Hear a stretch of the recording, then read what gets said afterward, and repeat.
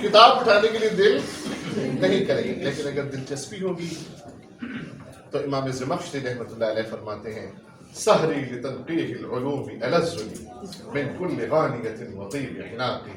सारी रात तूसी ने या इमाम अहमद बिन हंबल ने दोनों के बारे में मिलता है कि जब वो उनको अपनी वो किताब के अंदर से वो जो तहक़ीक़ कर जो मिल गया और जो लज़्ज़त मिली, ऐनल मुलूकी व ऐन अब्नाउल मुलूकी मिन हाज़िहिल लज़्ज़ा, उसने कहा था कि कहाँ है बादशाहों को ये लज़्ज़तें कहाँ नसीब होती हैं जो हमें नसीब होती हैं। तो जब भी मौज़ू मुंतखब करें अपने रुझान को देखें, अपनी दिलचस्पी को देखें। और अभी अगर आपको कोई पता नहीं कि कैसे होता है तो यही मेहनत तो आपने करनी है ना, मुतालिया ज़्यादा कसरत से करेंगे, टॉपिक्स बनते चले जाएंगे। मुझे कहा गया कि जदीद रुझानात बताएं, जदीद जिहाद बताएं। जदीद जिहाद मेरे बताने से आपको नहीं मालूम, जदीद जिहाद आपको कसरत से मुतालिया करने से।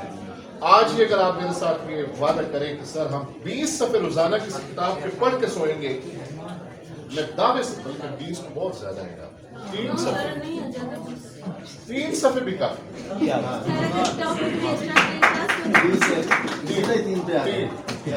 3 सफ़े अगर रोज़ाना आप पढ़ें तो 3 माह के बाद डॉक्टर जमशेद आपने मुझे बताना जो पढ़े वो उनसे पूछ के बताइएगा कि उनकी ज़हनी उपज, उनकी वसअत, उनका जो एक्सपोजर है, उनकी जो अफकार की जो तख़य्युल की जौलानियाँ हैं वो कितने तफव्वुक़ पे चली गई हैं, कितनी ऊंची चली गई हैं, ये आप मुझे बताइए।